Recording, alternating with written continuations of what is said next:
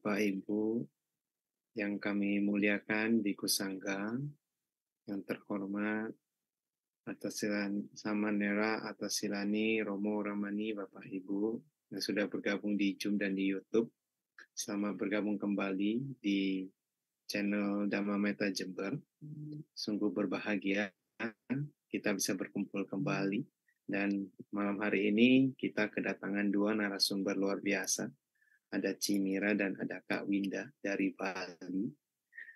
Nah, saya akan memulai dengan sebuah pantun. Ada lebah yang sungguh menyengat, lebah berada di Papua Nugini. Hadirin kami sambut penuh hangat, memulai acara inspirasi ini. Nah, Bapak Ibu, kita akan memulai dengan nama Karapata. Bapak Ibu semuanya, mari kita bersikap anjali. Arahang sama sambuddho bhagawa buddhang bhagawantang abhiwademi. Swakato bhagavata dhammo dhammang namasami. Supartipano bhagavato sawaka sangho sanghang namami. Bapak Ibu, kita hari ini kedua narasumber kita ini memilih satu topik yang sangat menarik. Judulnya itu mengukir kebaikan melalui seni. Karena keduanya ini adalah seniman. Dan keduanya ini juga sangat menginspirasi. Keduanya sudah pernah hadir di TV show Q&D. Keduanya sudah pernah di Q&D. Dan dua-duanya sangat menginspirasi, sehingga kita harus hadirkan kedua narasumber ini di satu stage bareng, dan kita akan mendapatkan banyak inspirasi. Nah, kita akan berkenalan dengan narasumber kita, yaitu Cimira dulu ya. Cimira. Halo.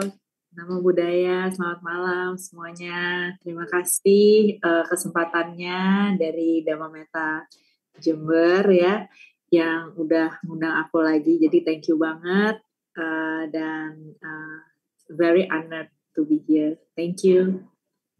Cici, kita akan lihat profil dari Cimira nih. Nah, Cimira ini, Mirahung adalah seorang creative planner dan textile artist. Itu seorang pekerja seni sekaligus pengusaha muda yang baru memulai mewujudkan cita-citanya membangun usaha dalam bidang desain tekstil yang semuanya digambar sendiri dengan medium cat air.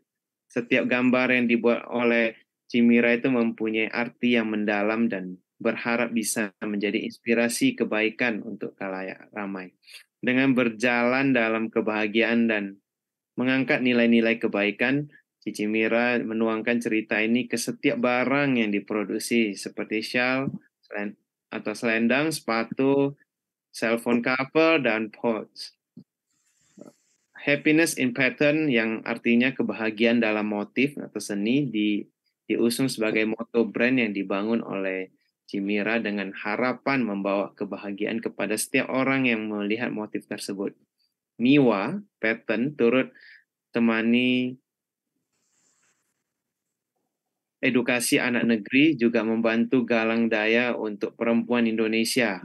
Membawa pulang Miwa Pattern beri kesempatan untuk banyak anak Indonesia punya masa depan lebih cerah dan perempuan yang makin berdaya. Saat ini Cimira mempunyai 3 brand fashion textile, yaitu Miwa Pattern, Miwa Yellow Line, dan Kamau. Luar biasa, Ci. Inspirasi. Sebenarnya brand aku cuma satu sih, Miwa Pattern, karena Miwa Yellow Line sama Kamau sudah dinonaktifkan sejak pandemi sebenarnya. Oke. Jadi, tapi nggak apa-apa, thank you atas introduction-nya gitu, thank you banget. Oke, Ci. Nah, berikutnya kita akan berkenalan dengan Kak Winda. Selamat malam, Kak Winda. Ya, selamat malam. Saya Winda Karunadita dari Bali, seniman berkebutuhan khusus.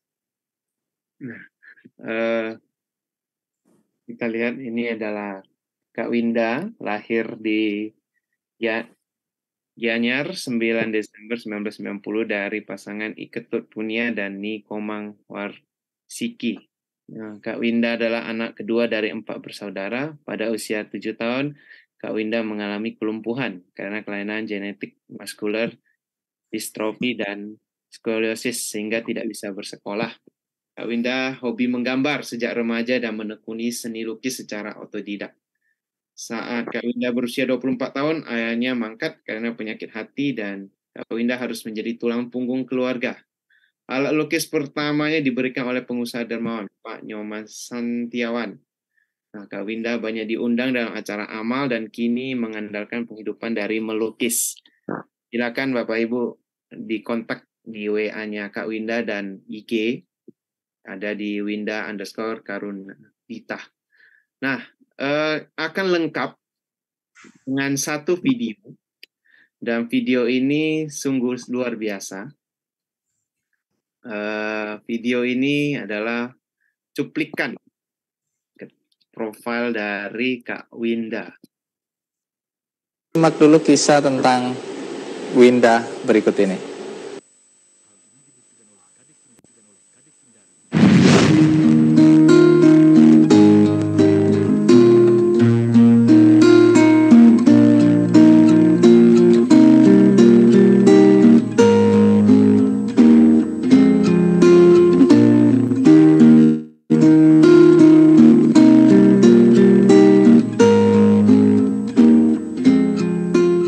Seni dan kreativitas sejatinya tidak terbatas jiwa dan raga yang sempurna.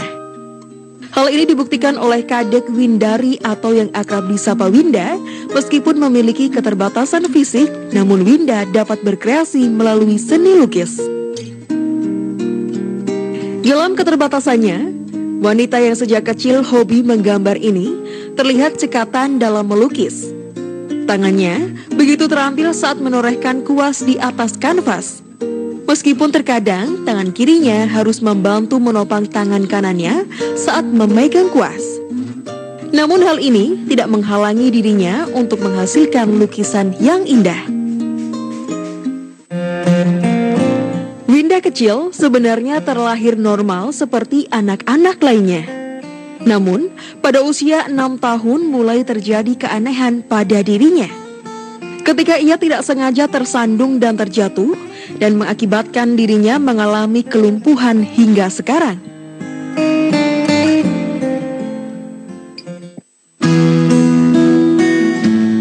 Dalam melakukan kegiatannya sehari-hari seperti melukis, Winda dibantu sang ibu untuk menyiapkan alat melukis dan cat warna untuk memudahkannya melukis. Melihat hasil lukisan Winda yang indah, sang kakak, Putu Agustiawan, yang juga penyandang disabilitas, membantu memasarkan hasil lukisan Winda melalui media sosial. Tak disangka, lukisan Winda menarik minat banyak orang, baik dari dalam maupun luar negeri. Agus pun secara tidak langsung berperan sebagai marketing dalam menjual lukisan karya Winda. Dalam seminggu, Winda bisa menyelesaikan 1 buah lukisan.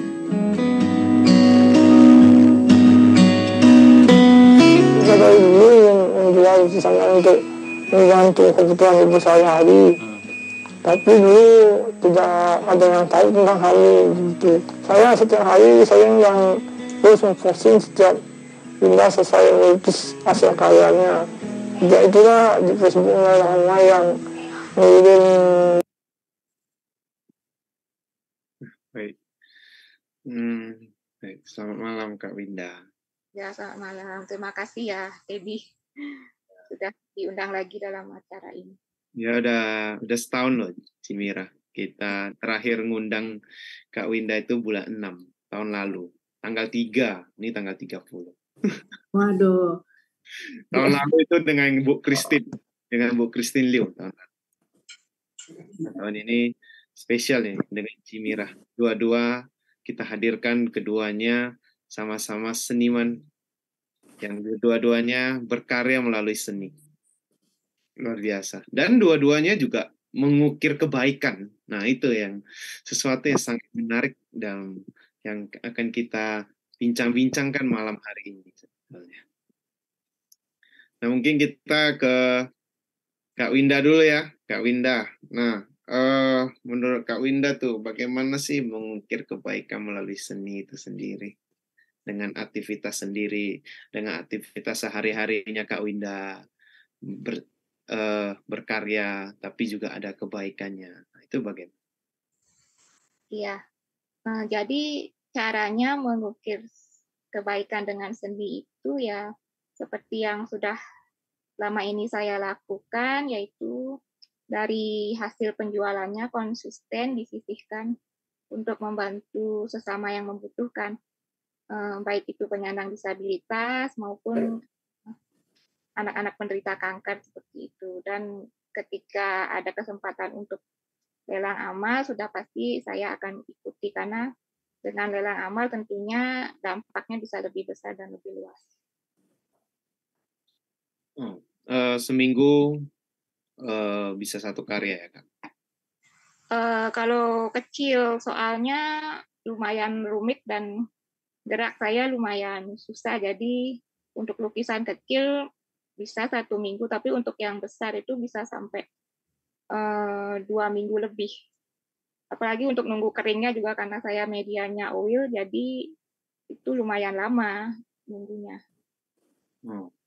Setelah 2 minggu udah biasanya orang udah pesen atau langsung dijual gimana Kak? Biasanya ada pesanan biasanya, jadi kalau pesanan ada, biasanya mereka mau udah nunggu lebih dari 2 minggu karena nunggu kering dan finish bisa sampai 1 bulan mereka nunggu. Dan di samping itu buat stok juga.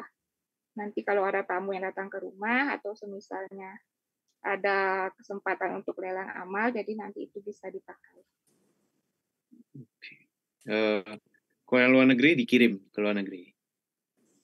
Ada yang dikirim, tapi biasanya diambil langsung oleh tamunya, karena kan di dekat sini ada kayak resort seperti itu, jadi manajernya itu kenal dengan saya, kemudian beliau membantu untuk mempromosikan kepada tamu-tamunya.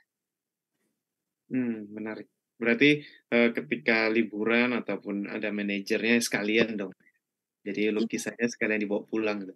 Iya, jadi beliau bantu untuk ceritakan apa yang sudah saya lakukan selama ini tentang kehidupan yang saya jalani bersama keluarga. Jadi beliau bisa menceritakan dengan lebih detail. Menarik. Kak Winda udah pernah menghitung nggak berapa karya yang udah pernah dibuat? Enggak kehitung sih, tapi udah ratusan lebih sih kayaknya. Mungkin nyampe 200. Ratusan lebih, luar biasa. Mantap. Udah 200? Berapa Kak Winda? Sudah 8 tahun sih semenjak ayah kan, ya sudah 8 tahun, 200-an dah lebih kayaknya. Luar biasa. Nah, mungkin kita beralih ke Cimira sekarang. Nah, Ci, bagaimana menurut Cici itu mengukir kebaikan melalui seni? Menurut aku sebenarnya berbuat baik itu bisa berbagai cara ya. Kebetulan aja mungkin aku dan Winda kan kita dititipin talenta menggambar ya, bidangnya seni gitu. Jadi mungkin semua orang itu kan berbuat baik menggunakan apa yang dia bisa lakukan gitu. Jadi makanya kenapa aku sama Winda mungkin akhirnya melakukan kebaikannya lewat seni gitu. Secara pribadi aku sangat mengenal Winda ya. Kita pernah ketemu sejak bahkan terakhir kita ketemu tuh di Bali ya. Aku waktu itu juga lagi berlibur ke Bali. Kebetulan aku juga kenal sama Pak Santiawan, orang yang sangat dermawan ya, yang akhirnya mensupport Winda untuk kegiatan lukisnya juga. Jadi menurut aku berbuat baik itu sebenarnya balik lagi ke diri kita masing-masing gitu ya. Kebetulan kalau aku sama Winda kan seperti tadi kita bilang ya dengan seni. Sebenarnya gampang banget caranya kalau yang Winda lakukan. Dan jujur aku sebenarnya punya lukisan Winda di kamar aku. Ya, Winda juga sebenarnya punya karya aku juga. Shawl ya, Winda, shawlnya Miwa gitu ya. Dan sangat kreatif, shawlnya Miwa tuh dibikin jadi baju loh sama Winda. Hebat banget. Tapi ya kita sebenarnya sahabat lama gitu ya. Winda juga sering chat secara pribadi, juga suka nanya, bertukar kabar ya. Jujur, aku waktu ketemu Winda sangat terinspirasi juga dengan lukisannya yang dia bercerita juga sebagian keuntungan dari lukisannya itu diberikan untuk menolong para disable yang lain gitu ya. Jadi makanya semua itu sebenarnya balik lagi dari kemauan sih kalau aku bisa share ya. Dan kalau yang aku lakukan karena aku juga sama seperti Winda, aku bisanya cuma seni. Jadi kebetulan ketika aku punya brand namanya Miwa Pattern dengan tagline Happiness in Pattern gitu ya. Jadi menyebar kebahagiaan lewat motif-motifnya. Itu sebenarnya visi dan misi dan sebenarnya cita-cita awal ketika aku membangun Miwa. Dan ternyata cita-cita itu disambut oleh semesta ya, dewa naga semuanya dengan sangat luar biasa. Aku dikasih kesempatan banyak banget berbuat baik dan berkarya lewat ya motif-motif aku lewat gambar aku. Seperti nggak tahu sejak aku punya Miwa banyak banget yang nawarin kerjasama tapi ada sosialnya. Bahkan aku pernah di approach sama Kementerian Hukum dan HAM waktu zamannya Bapak Amir Samsudin. Ibu menterinya yaitu Ibu Evi Amir Samsudin mengajak aku untuk mengajar di penjara lapas ya, lembaga pemasyarakatan selama setahun gitu. Jadi aku ngajar menggambar sebenarnya, mengajar seni di dalam lapas gitu, di bawah Kementerian Hukum dan HAM. Sampai akhirnya di tahun 2018 aku memamerkan salah satu karya aku kolaborasi dengan para narapidana, 36 narapidana wanita di Lapas Malang untuk merajut gitu. Jadi nggak cuman ngajarin menggambar tapi juga ngajarin merajut dan semua itu volunteer base ya. Yaitu salah satu bentuk yang pernah aku lakukan berbuat baik lewat seni. Kalau yang aku masuk Kick Andy itu karena waktu itu juga karena proyek seni, yaitu aku menyelamatkan payung gelis Tasikmalaya di Tasikmalaya pastinya bersama teman-teman bersahabat aku juga Mas Arto Biantoro yang akhirnya aku memakai motif aku, gambar aku untuk menjual payung gelis Tasikmalayanya. Hasil penjualannya itu semuanya diberikan kepada desa Karang Taruna untuk regenerasi si payung gelis Tasikmalaya karena keadaannya sangat memprihatinkan dan regenerasi di sana itu terhambat karena status ekonomi gitu. Jadi itu sebagian contoh kecil seperti yang Winda juga pernah ceritakan tadi, bagaimana kita bisa berkontribusi melakukan kebaikan lewat seni ya. Selain lelang lukisan yang Winda lakukan, aku juga pernah lelang lukisan aku untuk kalau kali ini untuk panti asuhan di acara Natal tahun kemarin gitu. Jadi sebenarnya banyak cara, yang penting menurut aku niat dan kemauan sih.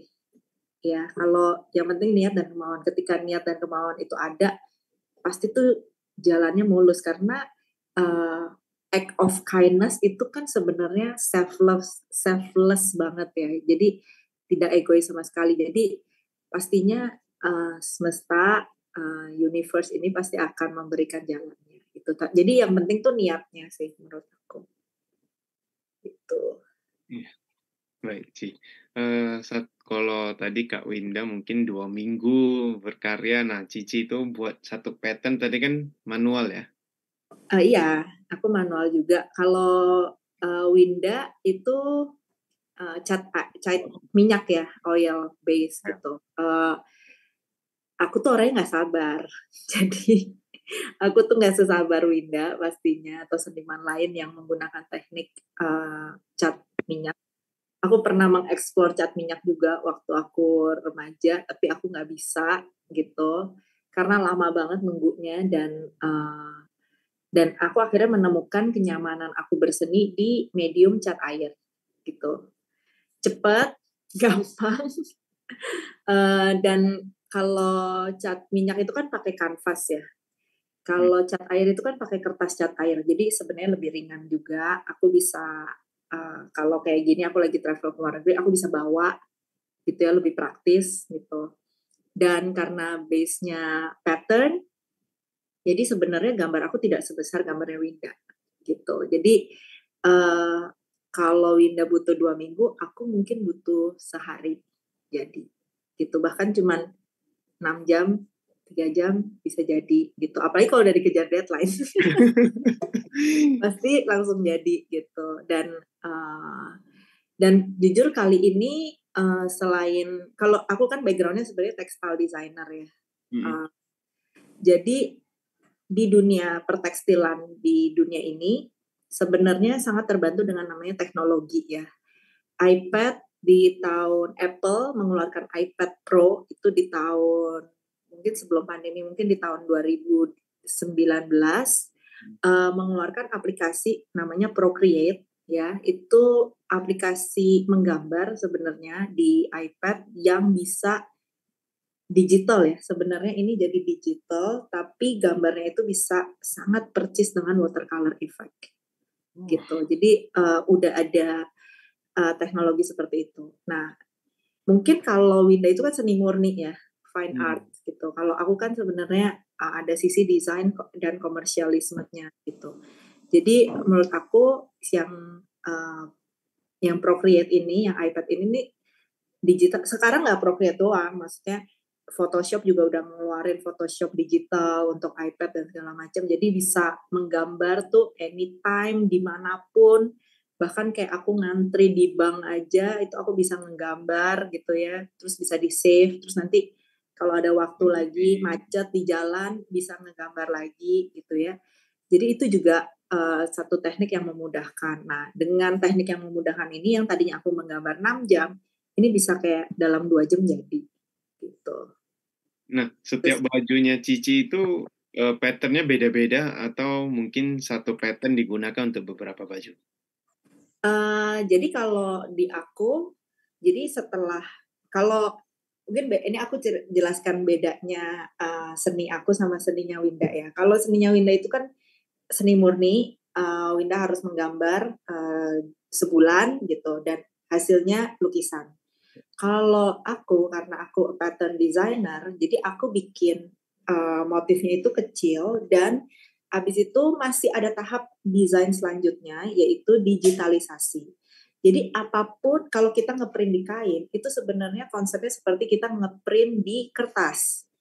Jadi harus masuk komputer dulu, baru kita pencet tombol print, baru dia mencetak gitu. Jadi persis sama. Jadi abis itu gimana caranya lukisan aku yang menggambar tangan itu harus masuk ke komputer, ada software yang namanya Photoshop atau Illustrator, dibikin jadi motif. Jadi itu ada proses desainnya lagi ya, berarti mendesain motifnya dari gambar yang sudah ada. Jadi itu ada prosesnya lagi. Habis itu baru di print. Nah, habis di print kita harus juga memikirkan yang namanya product development.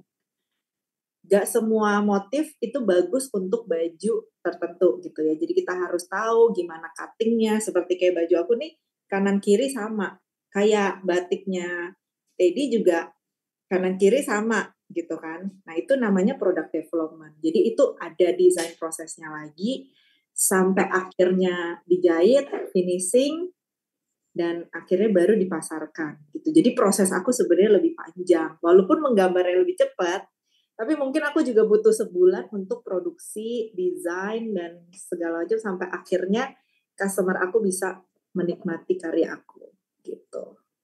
Jadi itu berbedanya di situ sih.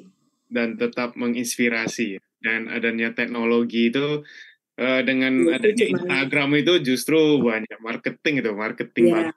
Iya. Kalau menjawab pertanyaan Teddy tadi, jadi satu motif itu mungkin aku bisa bikin banyak sekali produk, ya ratusan produk bahkan. Kalau mungkin Winda itu satu gambar satu gitu, tapi value nilainya mahal. Kalau aku mungkin nilai value-nya lebih rendah, tapi produknya lebih banyak gitu, lebih mass produce. Kuantitinya. Ya dan sama Winda juga, semua gambar aku juga pasti ada ceritanya. Dan pasti ada inspirasi di baliknya, dan semua motif-motif aku itu bercerita sebenarnya terinspirasi dari kebaikan dunia yang aku translate jadi motif, dan itu diceritakan di setiap pembelian produknya supaya orang bisa relate dengan motif apa yang mereka pakai gitu. Luar biasa. Itu sih. Gitu. Dan karena ini kalangan Buddhis, mungkin aku akan menambahkan informasi bahwa sebenarnya banyak sekali motif-motif Miwa itu terinspirasi dari Parita Buddhis, gitu, dari cerita-cerita Buddhis, gitu. Jadi dengan inspirasi dari cerita-cerita Buddhis itu transformasinya menjadi pattern ya. Ya, terus akhirnya jadi produk gitu sih. Jadi produk, wah luar biasa. Nah, kalau orang yang nggak Buddhis tuh bisa nampak nggak sih, Ci? Bisa. Jadi nanti waktu membeli barang Miwa, sebenarnya aku tidak bilang ini Buddhis gitu. Jadi kita menjelaskan secara generik gitu. Walaupun ada beberapa kata-kata Buddhis yang aku pakai sebagai tafsirannya gitu, supaya orang juga tahu metta itu artinya apa, prema itu artinya apa, terus karuna artinya apa gitu. Itu jadi sambil mengedukasi ya sebenarnya. Dan justru sebenarnya pembeli Miwa, pembeli karya aku itu 95% itu non-Buddhis. Gitu. Dan mereka sangat menghargai ya. Mereka sangat menghargai ceritanya, dan mereka bisa relate dengan ceritanya karena aku bikin se-generik mungkin supaya orang bisa related juga gitu. Berarti memang benar ya. Niat itu yang penting ya. Niat dan kemauan itu dan act of kindness itu akan membawa karya-karya setiap orang itu menjadi kebaikan. Jadi akan terukir begitu ya. Kalau Cici Mira jadi Miwa pattern. Kalau Kak Winda akhirnya jadi lukisan. Nah itu kan memang dasarnya niatnya dari kebaikan dulu.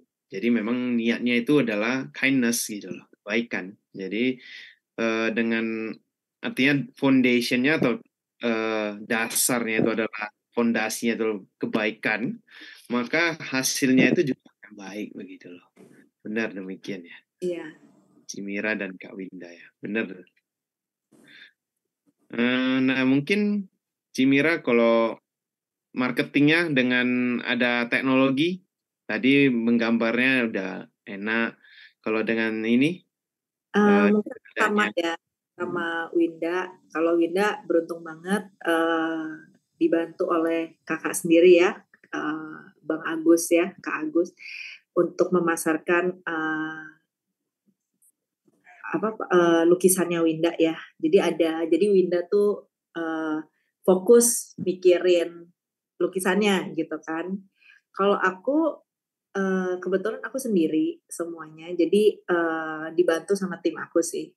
Untuk sekarang aku punya tim. Kalau dulu waktu awal-awal punya Miwa, aku nggak punya karyawan sama sekali. Jadi 3 tahun pertama aku punya Miwa tuh aku semua sendiri. Dari foto produknya, upload di Instagram, bikin kata-kata di Instagram, ngiklan di Instagram caranya gimana, sampai beli properti foto, sampai beli kamera, gimana cara ngefoto yang bagus, itu semua aku sendiri, sampai akhirnya nawarin ke klien itu juga sendiri, jadi model produknya juga sendiri gitu ya. Jadi benar-benar semuanya tuh ya aku lakukan ya, tapi happy banget sih waktu itu karena kan ini karya sendiri gitu ya. Untuk saat ini marketingnya kita number one pastinya di sosial media, kedua itu pastinya ikut pameran gitu. Kayak tadi aku ngelihat Winda juga sering banyak pameran ya, Winda ya. Iya. Gitu. Jadi pameran itu sangat membantu banget. Walaupun sekarang kita dunianya sudah digitalisasi, tapi pameran itu menurut aku lumayan efektif untuk mendatangkan klien baru gitu. Dan feedback yang secara langsung gitu ya. Jadi untuk sekarang aku number one itu penjualan masih di online ya. Marketing juga masih online, tapi kedua itu pameran gitu. Udah banyak banget yang ngajakin pameran bareng sih gitu. Sama. Kak Winda juga banyak terbantu ya dengan adanya teknologi ya Kak Winda ya. Karena memang penjualannya kan memang dari Instagram paling banyak. Sampai sekarang juga? Iya, di Instagram. Ya, aku juga sih sama. Karena semua orang udah di dunia sosmed ya. Jadi akhirnya kita lebih ke ini ya, apa ya istilahnya? Ya harus menggunakan media Instagram untuk memasarkan produk kita sendiri begitu ya. Nah, kita akan lebih banyak menginspirasi banyak orang dan hasil penjualan, kalau tadi Kak Winda hasil penjualannya juga dibantu untuk ke orang yang kurang mampu, ke panti asuhan juga ada ya Kak Winda ya? Iya ya, dulu ada itu pas lelang, jadi dibawa ke panti asuhan, panti jompo juga ada untuk pembangunannya.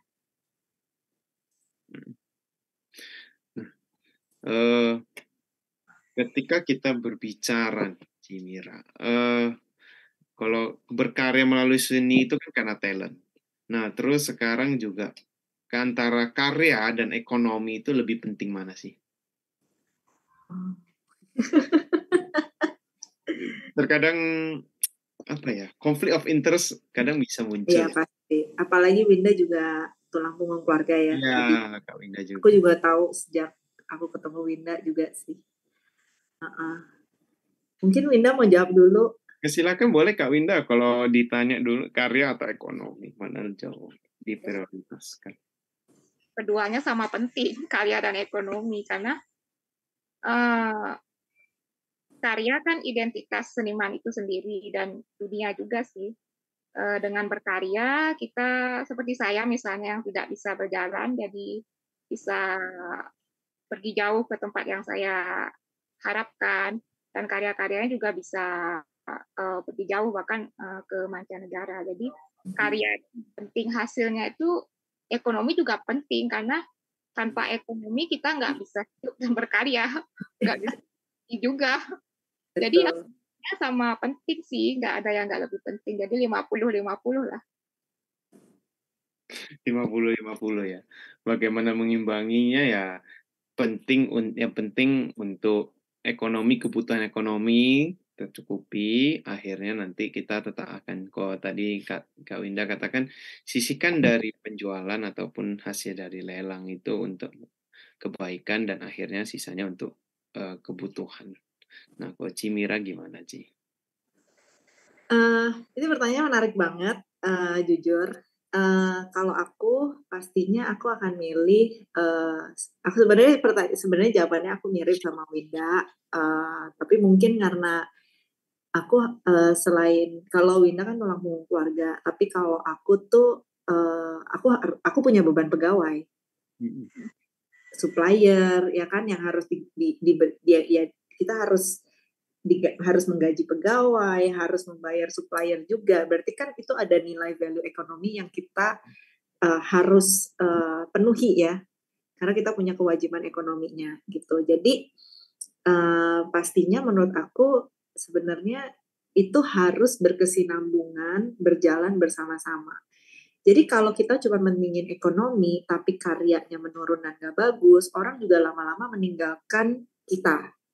Karena di luar sana banyak seniman yang lain ya, Winda ya juga pasti setuju ya. Maksudnya kita harus menjaga eksistensi karya kita, seperti yang Winda bilang juga, karya kita kan hidupnya seniman juga. Iya benar gitu, tanpa karya, tanpa ada sesuatu yang baru, kita nggak eksis gitu. Jadi itu penting banget. Tapi di sisi lain, kalau misalnya kita tidak memikirkan sisi ekonominya, this is just become a very expensive hobby gitu. Hobi yang sangat mahal karena beli cat itu harus pakai duit gitu kan. Beli kanvas, beli material art itu tuh sebenarnya nggak murah gitu loh. Dan jadi kalau kita cuman memikirkan karyanya tapi kita nggak tahu cara jualnya, ya lama-lama kita akhirnya gulung tikar dan mungkin berpindah menjadi profesi yang lain gitu. Jadi memang harus dua-duanya. Gimana tahu cara berkarya tapi juga tahu cara menjual. Nah, yang menarik, ini mungkin aku mau bahas di sini, banyak banget pengalaman aku dari aku punya Miwa sampai hari ini udah 7 tahun, banyak banget aku diundang mentoring seniman-seniman muda, banyak banget yang sangat idealis ya, dan kadang mungkin terlalu idealis sampai berpikir bahwa ada stereotype di mana kalau gue komersial sebagai artis itu kayak gue bukan seniman asli gitu. Ya, Winda juga pasti tahu ya. Maksudnya, dan kalau udah mindsetnya seperti ini akan sangat susah untuk kita mentoring gitu.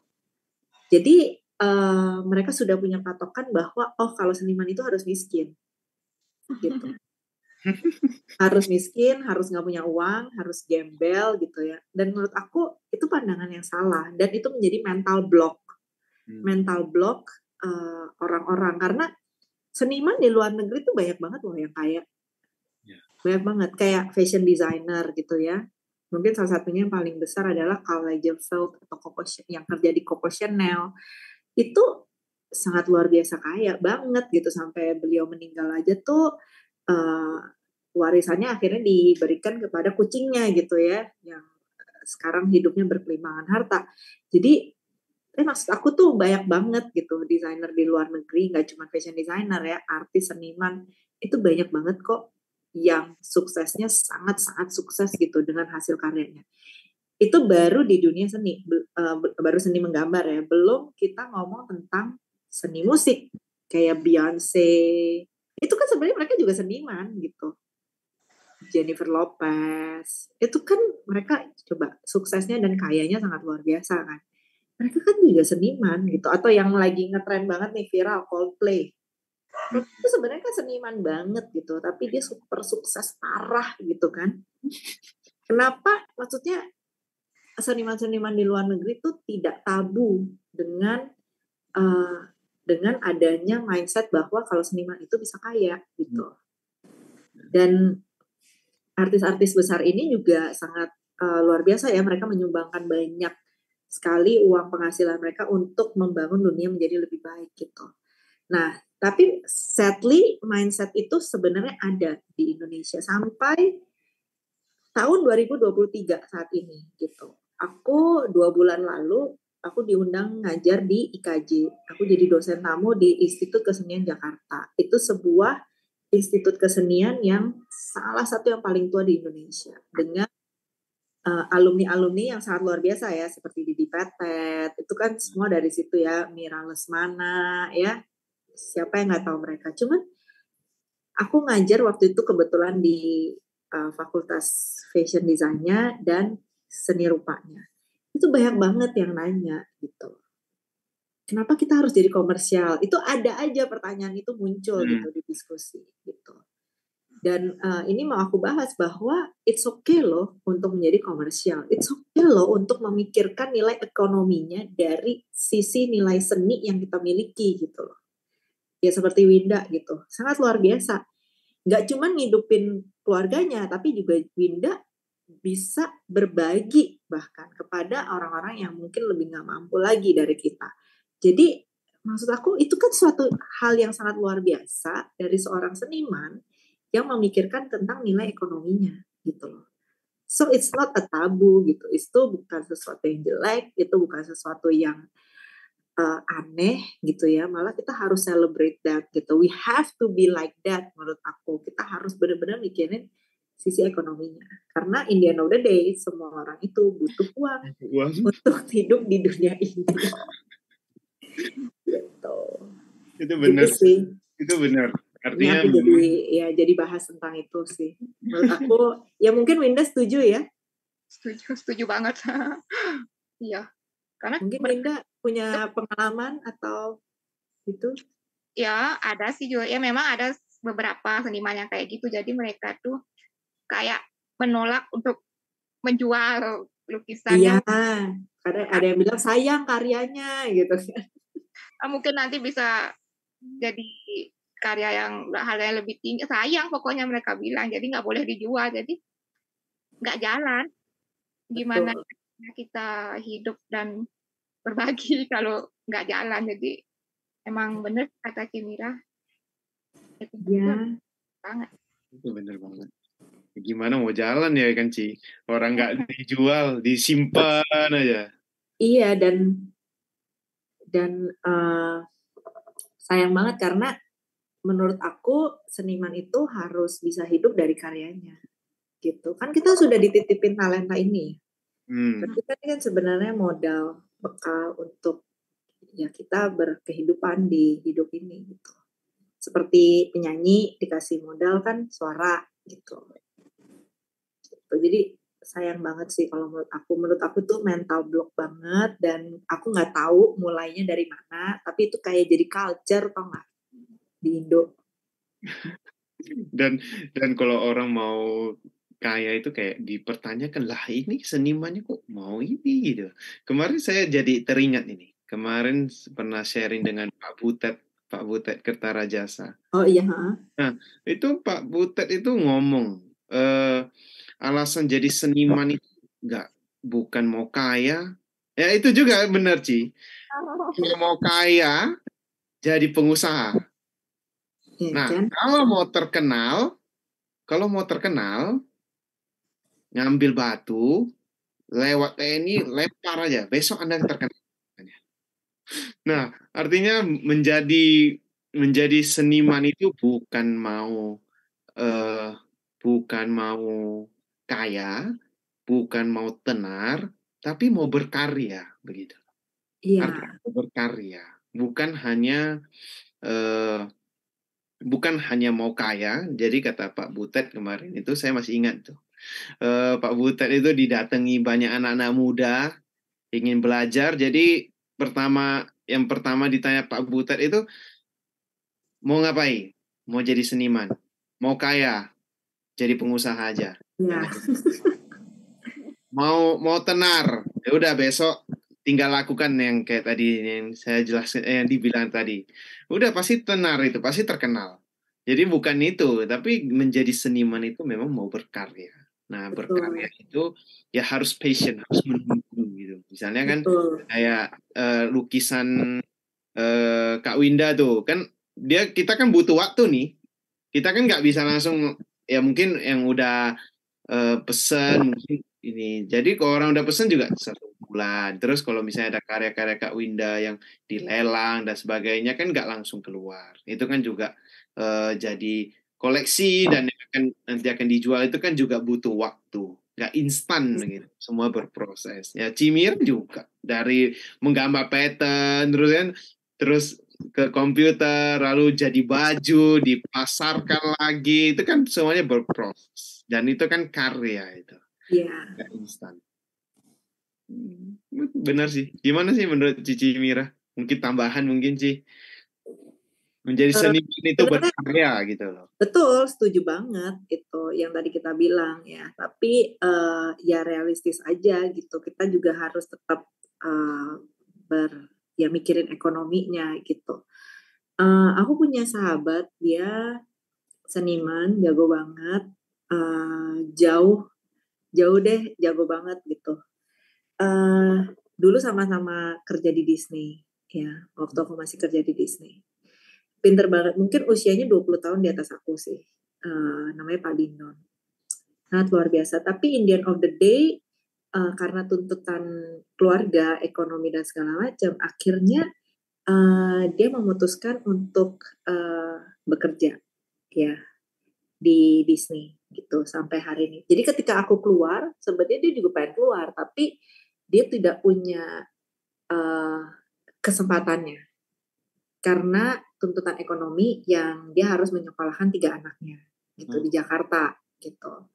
Dan mungkin juga umur ya, di umur yang jauh lebih matang dari aku, dan ditawarin kerja di Disney itu mungkin suatu yang sangat menjanjikan gitu.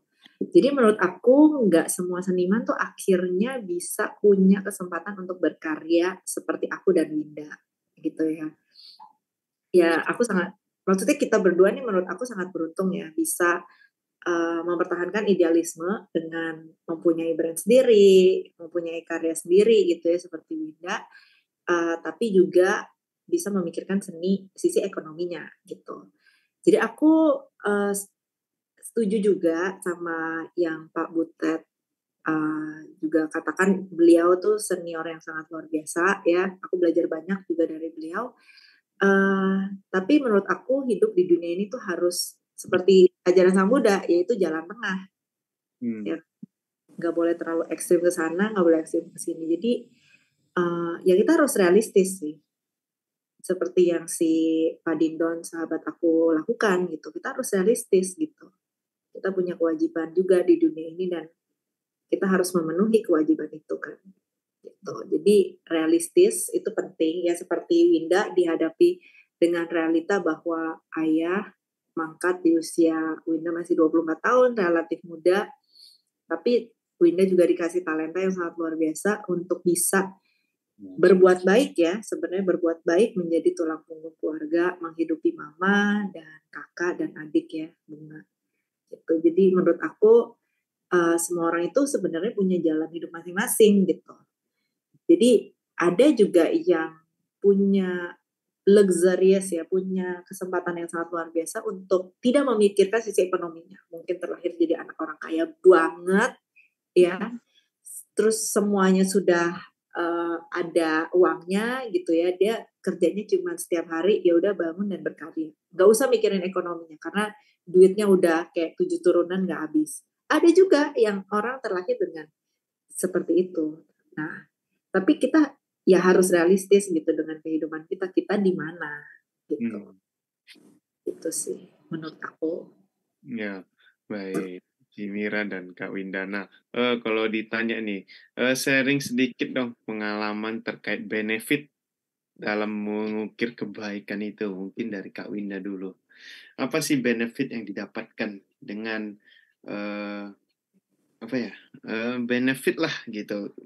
Dengan kita melihat value kebaikan dalam karya kita itu, kita justru dapatkan lebih banyak manfaat, atau kita tidak mengharapkan manfaat atau kita tidak mengharapkan keuntungan yang berlimpah, tapi secara naturally ya, bahasanya naturally ya, nggak otomatis karena kita nggak mesin, tapi naturally atau secara natural kebaikan, hasil dari kebaikan kita itu justru membawa kita lebih banyak benefitnya. Mungkin sharing sedikit Kak Winda. Iya. Jadi sebenarnya bisa berbuat baik itu sebenarnya sudah beruntung sekali ya pertama. Jadi keuntungannya tentu saja kita bisa menghimpun karma baik selama menjalani sisa kehidupan ini, dan kita juga nggak tahu kan bisa sampai kapan waktu yang masih kita miliki. Jadi ya kita bisa menghimpun karma baik, bisa meringankan beban orang lain. Itu kan nggak semua orang loh bisa, karena memang butuh materi untuk itu. Dan kadang ada yang punya materi tapi niatnya belum ada.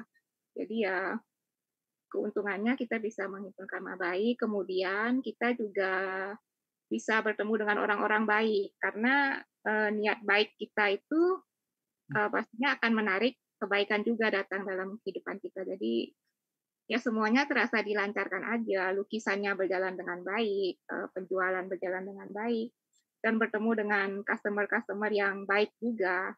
Kadang ada customer yang udah kayak saudara mereka, jadi bukan kayak customer, kita udah ngobrol tiap hari, udah kayak keluarga. Kalau misalnya saya ada sakit, mereka bantu. Atau kadang ketika saya ada proyek amal, mereka bisa promo ke teman-teman mereka lagi. Dan ada juga yang kemarin tuh ikut nyumbang, jadi saya yang menyalurkan, jadi mereka menyumbang seperti itu. Jadi kebaikannya nggak saya lakukan sendiri, tapi bisa menular ke orang lain juga seperti itu. Jadi banyak keuntungannya. Wah, luar biasa nih Kak Winda. Nah, mungkin Cici Mira sharing sedikit Ci benefit dari ini mengukir kebaikan nih dengan Sebenarnya apa yang dibilang Winda itu sudah merangkum semuanya ya. Jadi aku setuju banget bahwa yang satu pastinya bertemu dengan orang-orang baik. Beneran, aku jadi kayak ketemu, aku dan Winda ya, kita sama-sama ketemu sama Bang Andi Noya, sahabat kebaikan kita yang sangat luar biasa. Itu juga melalui gerakan kebaikan kita ya, Winda. Pastinya juga ketemu customer yang, aku juga setuju ketemu customer yang sangat luar biasa, kayak saudara gitu ya, tapi nggak semua customer pastinya ya.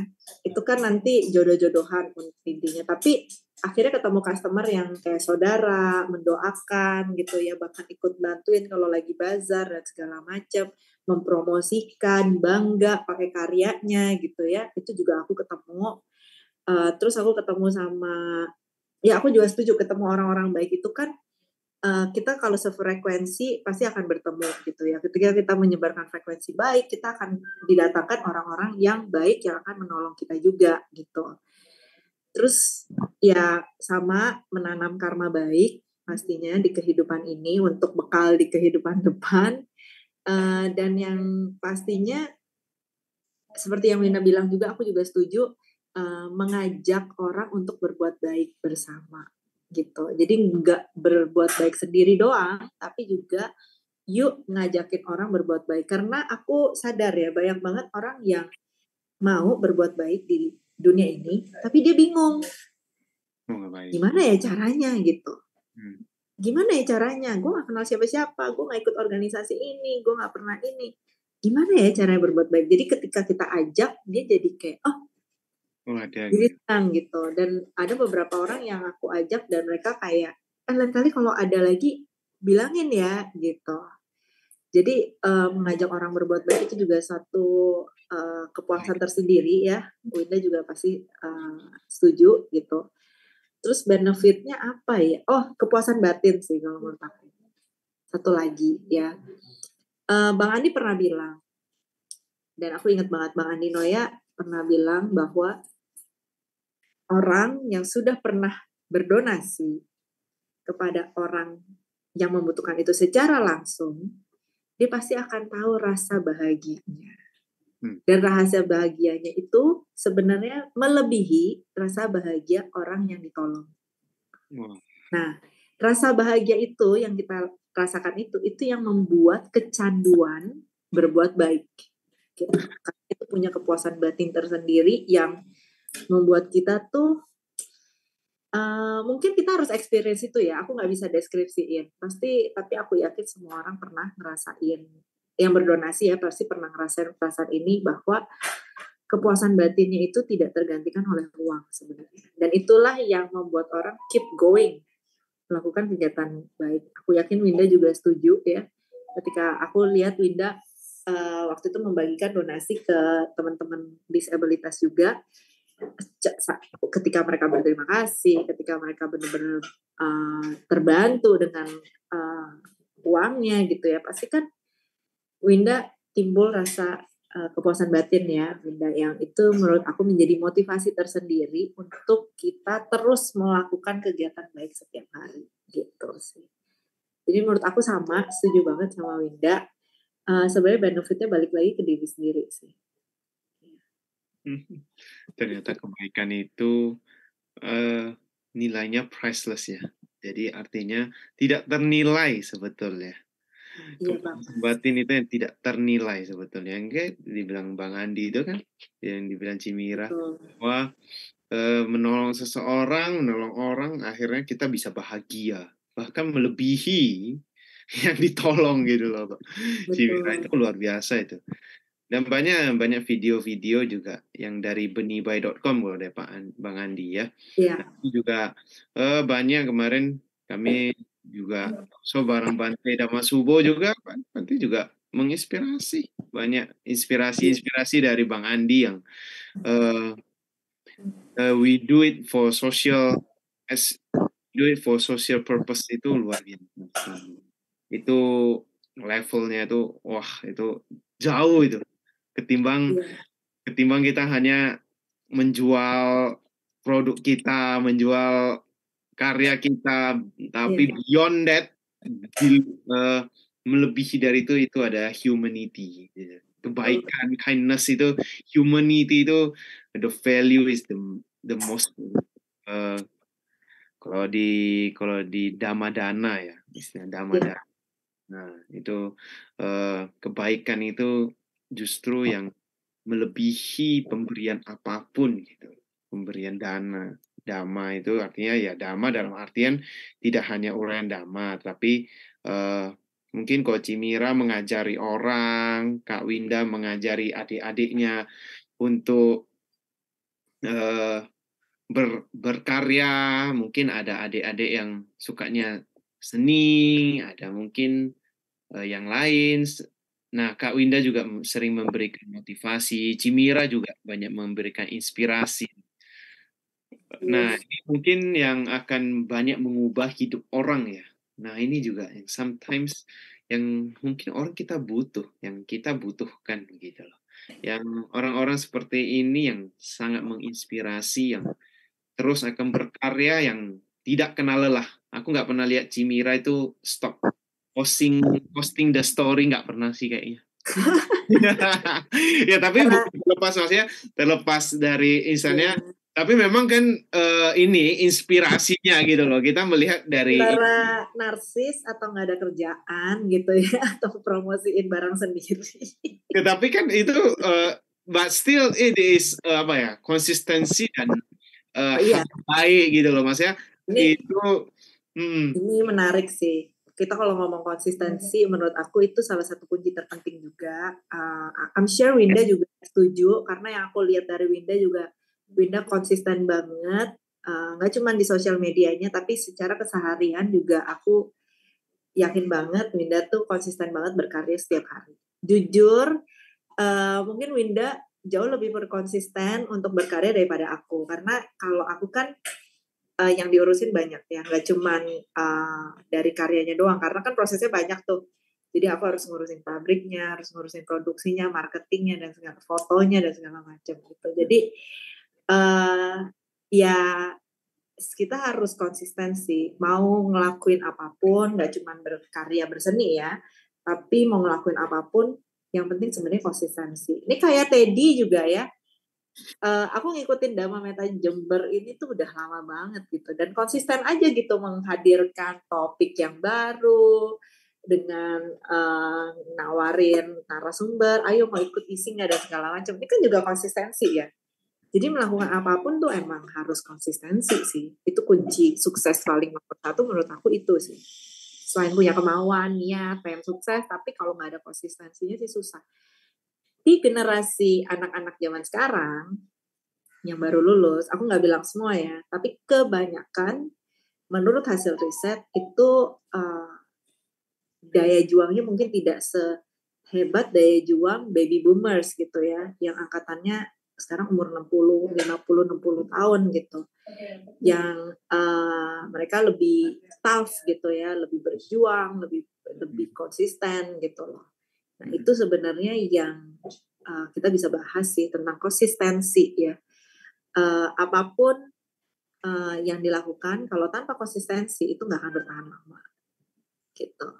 Memulai itu gampang. Memulai brand itu gampang. Ya, orang excited, tahun pertama orang beli gitu. Tapi ini tantangannya, kalau aku kan ini udah tahun ke-7 ya. Tapi gimana caranya setelah tahun ke-5 lu survive dan konsistensinya apa gitu ketika customer udah mulai jenuh ya kan. Betul. Winda semua orang udah pernah beli lukisan kamu gitu ya. So what's next gitu. Jadi kayak ya itu satu-satunya jalan adalah sebagai seniman kita harus konsistensi dalam berkarya gitu. Terus bereksperimental, terus berinovasi. Ya kan? dengan tema-tema yang baru kalau Winda ya. Aku juga gitu dengan mungkin percampuran warna yang baru, dengan model baju yang baru, gitu, dengan kain jenis yang baru atau apapun gitu ya. Jadi konsistensi dan inovasi itu penting banget sih apa bidangnya. Itu benar sih. Kalau kayak di Dharma Meta Jember itu hadirkan narasumber yang baru, hadirkan topik yang baru. Nah, jadi kita harus inovasi terus. Artinya kita harus inovasi terus. Betul. Even mungkin kemarin saya ketemu Bante Teja Punyo ya, pembina kami di Dharma Meta Jember. Beliau jumpa langsung ini di Medan nih kan, di Medan Resmia Wihara, Bantenya sekitar 50. Nah, akhirnya kami jumpa. Akhirnya kata Bante, masih semangat kok, masih, saya bilang. Bante manggil saya Koko, padahal harusnya panggilnya Teddy. Nah, masih semangat Bante, saya bilang. Pokoknya kita harus lanjut. Ini udah season 4, kita lanjut lagi season 5, Bante. Betul, tuh kan luar biasa. Ya, kita udah season 4 loh. Ya, nggak terasa loh udah season 4. Iya. Ini udah yang 2020 ini 2023 nih, udah season keempat nih. Nah, makanya kalau Teddy dan seluruh tim tidak konsisten, pasti kita akan berakhir.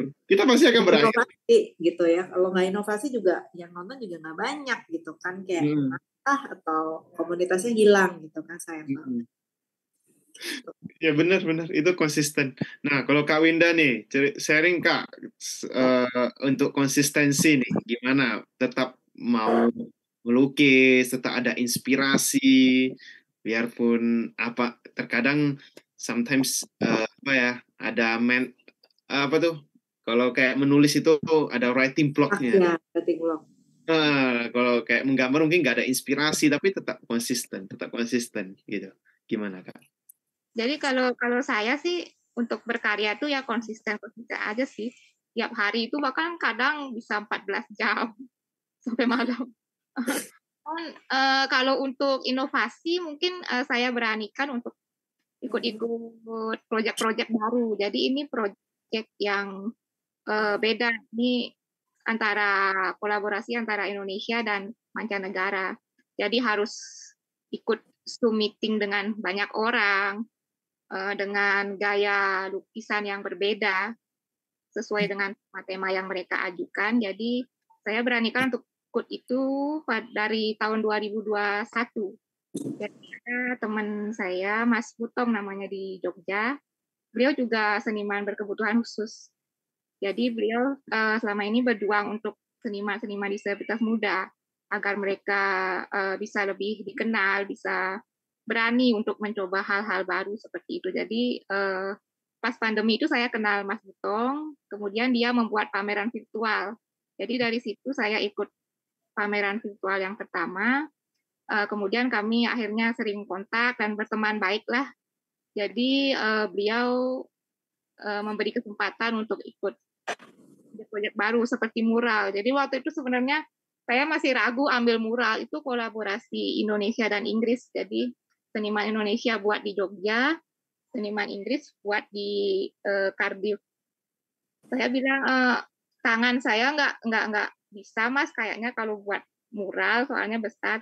Terus dia semangatin terus, nggak apa-apa coba aja Win, aku kasih medianya multiplex. Jadi itu kamu bisa dudukin, kamu bisa bolak-balik lah, kamu pakai akrilik coba gitu kata dia biar cepat dan nggak belepotan. Jadi saya beranikan diri untuk mencoba pada saat itu.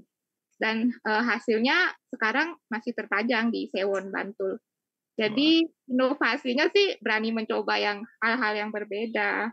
Seperti yang kemarin ada juga kolaborasi Australia. Jadi teman saya Mawar, dia tinggal di Australia, orang Bandung sebenarnya, tapi tinggal di Australia.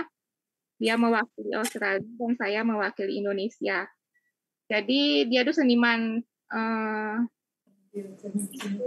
animasi sebenarnya dan paper cut. Jadi kita satuin karya-karya kita jadi unik seperti itu dengan digital. Jadi karya-karya yang saya buat dia bisa gerakin kayak film kartun gitu. Bagus. Jadi sebenarnya lebih memberanikan diri mencoba aja, jangan hanya lukisan yang dijual untuk pajangan kayak gitu. Jadi proyek-proyek baru saya ambil aja. Jadi belajar lagi untuk hal-hal baru.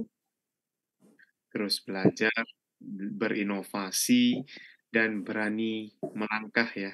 Jadi kalau berani mencoba, berani melangkah, biarpun ada gagal, setidaknya mencoba. Karena kalau nggak mencoba, 100% gagal. Kalau Iya. mencoba, ada kemungkinan berhasil. Oh, setuju banget. Aku juga setuju dengan Winda ya. Kolaborasi tuh kunci yang penting banget untuk seniman menurut aku. Salah satu yang bikin brand aku dan aku secara pribadi sebagai senimannya maju di dunia seni itu karena banyaknya kolaborasi ya, kolaborasi dengan bank gitu ya. Kalau aku bank BCA, by the way motif yang aku pakai hari ini sebenarnya hasil kolaborasi dengan bank BCA gitu.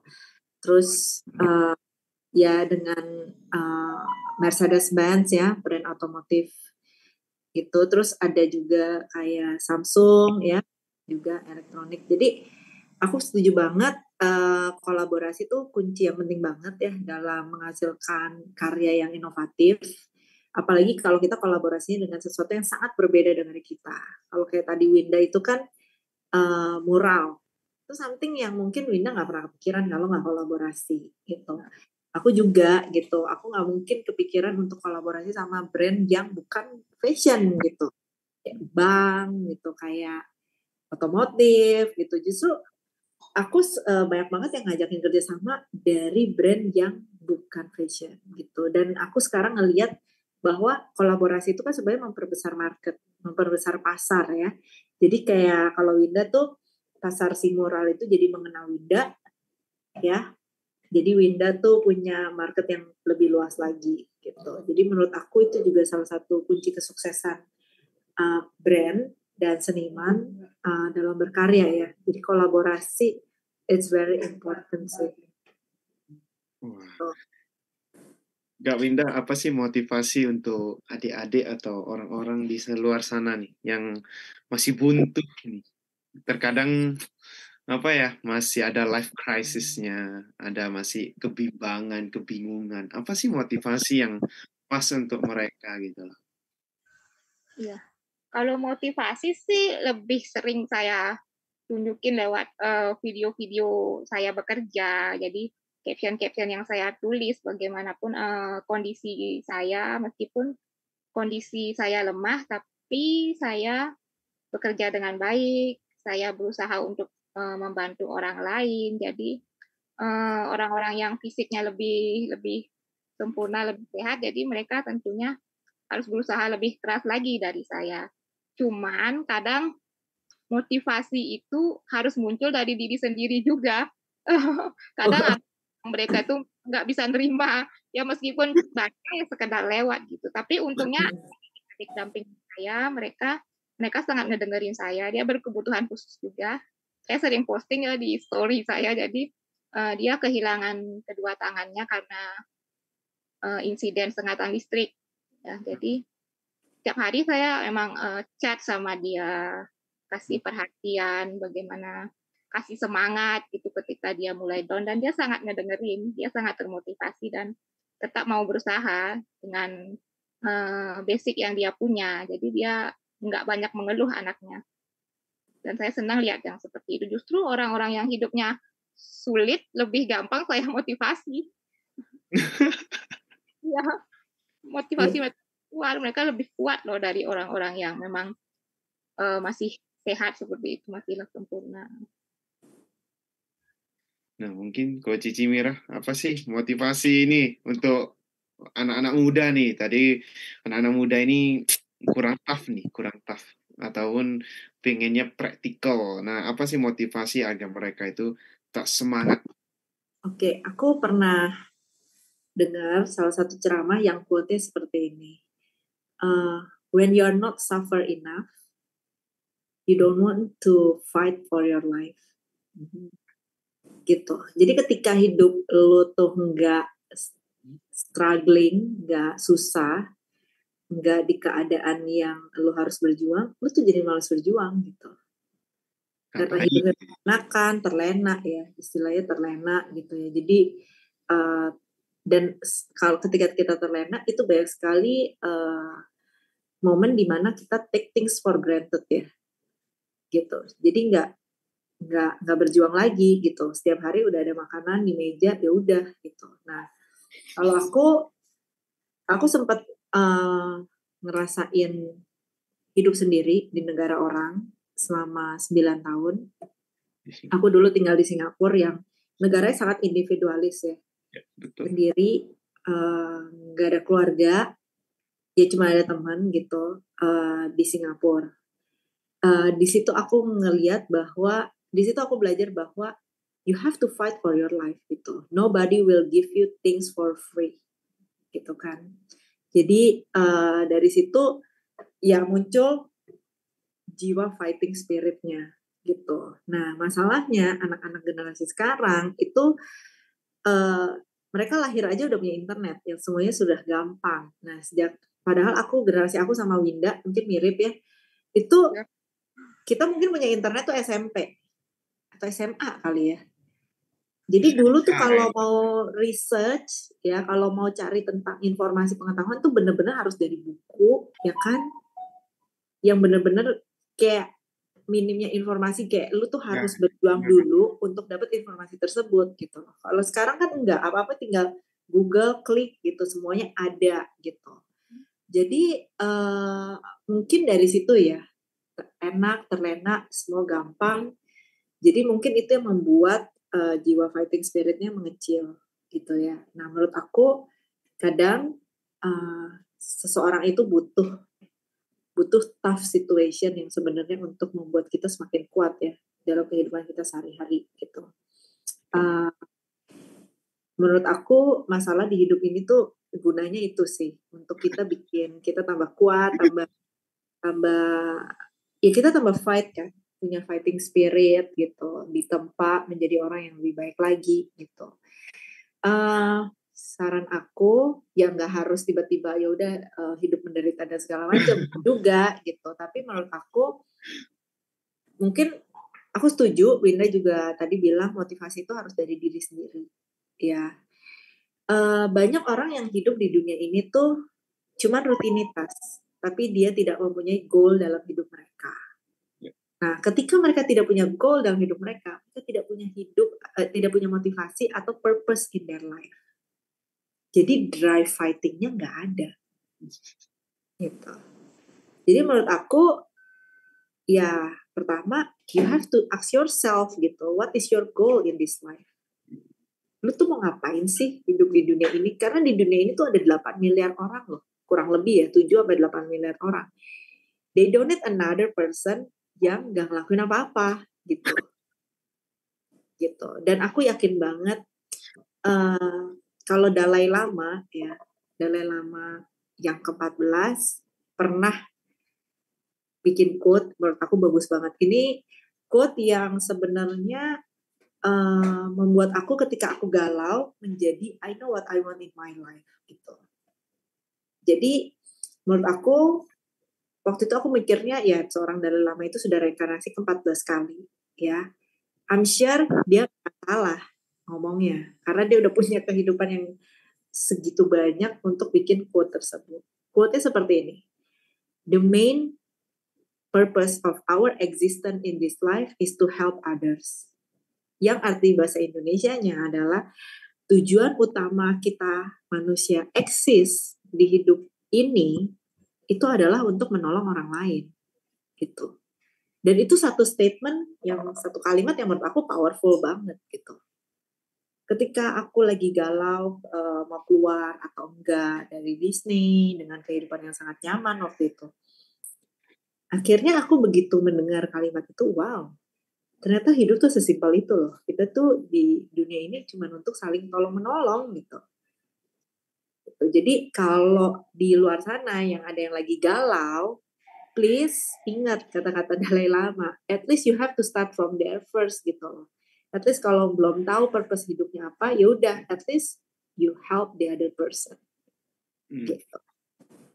Karena ini yang ngomong orang yang udah reinkarnasi 14 kali, gak mungkin salah. Gitu. Dan memang we all aim for the same humanity, dan semua orang doing kindness. Jadi apapun yang dilakukan itu motivasinya itu ya kindness. Gitu sih. Betul.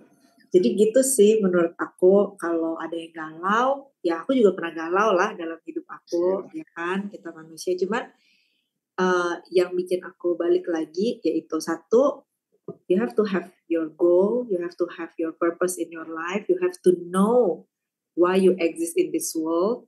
Ya kalau lu sekarang belum tahu, ya at least you help others dulu deh, gitu. Nah, kalau di bahasa Inggris itu ada diksi yang pas, namanya bouncing. Jadi ketika kita jatuh itu kita justru lompatnya lebih tinggi, gitu loh, bouncing. Bouncing, ya. Nah, kita akan lihat Bapak Ibu yang ingin menyampaikan pertanyaan, silakan di chat di YouTube ataupun di Zoom.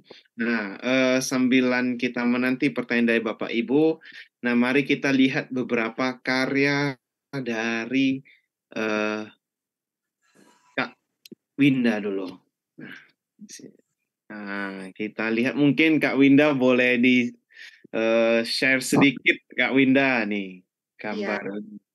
Kalau yang ini sudah sold out, jadi kemarin ini lukisan pasar Bali seperti basic saya ada dengan corak-corak cerahnya dan detailnya.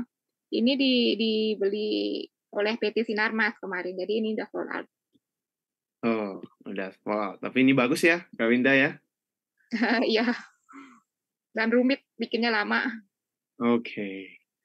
Nah, ini silakan Kak. Ini karya Kak Winda juga ini. Iya, panen padi. Jadi ini sudah di Seminyak, jadi ini akan dilelang pada tanggal 2. Tanggal 2 ya, mau dilelang ya Kak Winda ya? Oke. Ini? Nah, ini tari Bali. Ini juga akan dilelang. Jadi saya kirim beberapa lukisan untuk dilelang karena memang ada 2 kali acaranya, tanggal 2 sama tanggal 19. Jadi kalau habis tanggal 2, nanti saya kirim beberapa lagi yang ada di rumah. Sekarang masih buat. Jadi kalau masih ada sisa, ini bisa dipakai lagi. Kak Winda ikutan nggak lelangnya? Belum tahu sih untuk yang tanggal 19. Kalau yang tanggal 2 mungkin tidak, karena memang tidak memungkinkan untuk driver beliau ke sini. Karena banyak yang harus diurus di situ. Oke, baik Kak Winda. Nah, kita melihat, nah ini berikutnya. Merak. Kalau merak itu saya paling sering buat sebenarnya dari dulu.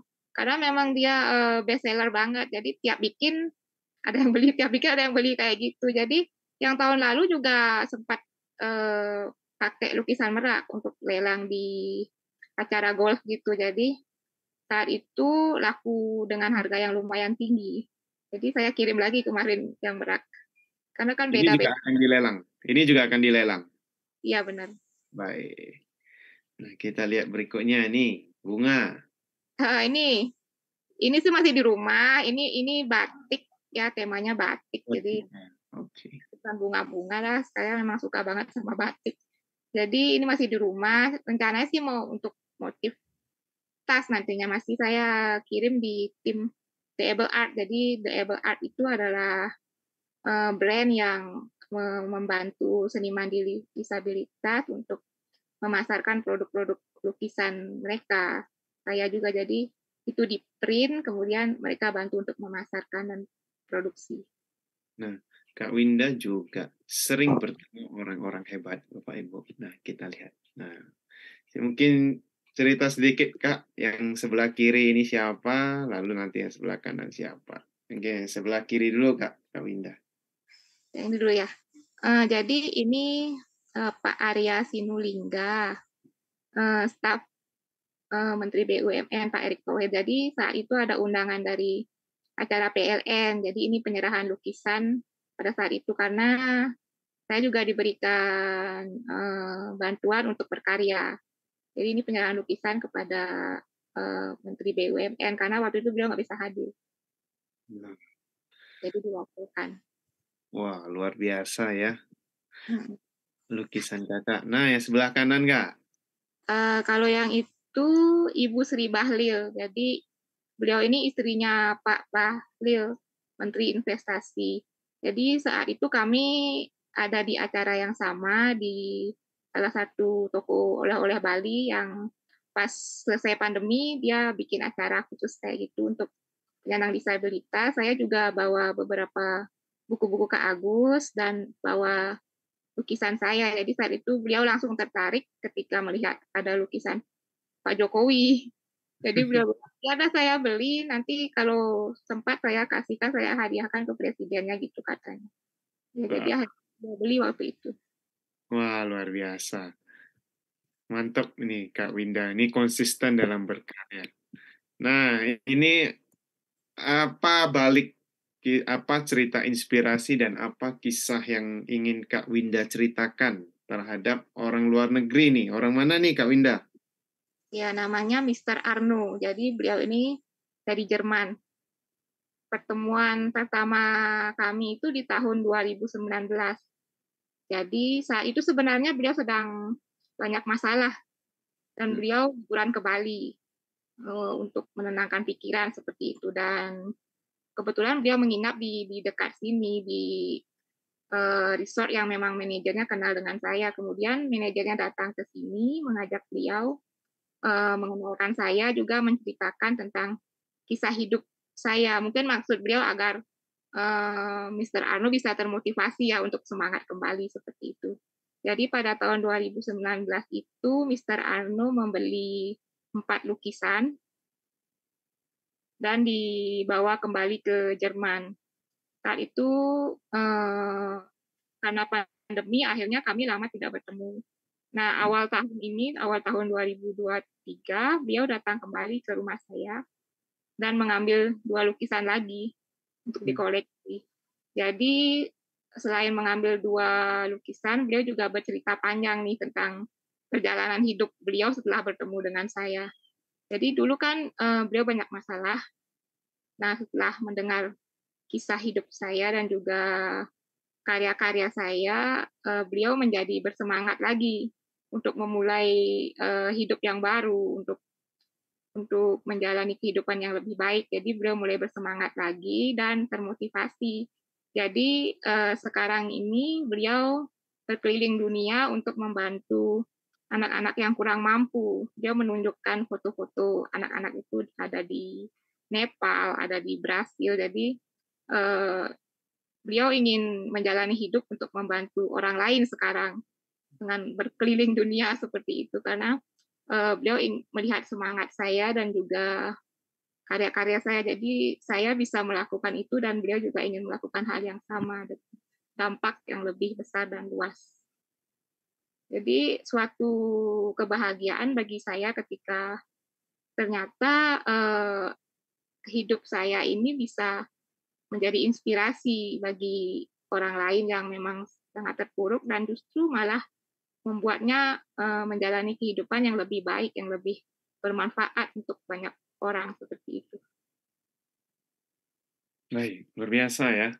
Ternyata Kak Winda ini terkadang kita tidak hanya menggunakan kata-kata, tapi ada ininya ya Kak Winda, karya hasilnya gitu. Kak Winda, ini buktinya, realnya gitu. Jadi someone langsung tek gitu, connect nih, iya nih gitu loh. Benar nih, langsung gitu. Kalau kita cuma bilang ini, ya nggak ini. Tapi kalau langsung jumpa langsung nih, kalau kita bilang Kak Winda gini, mungkin orang ya berlalu aja gitu. Tapi kalau jumpa langsung, pasti something yang secara empirik gitu. Secara empirik is something really amazing begitu.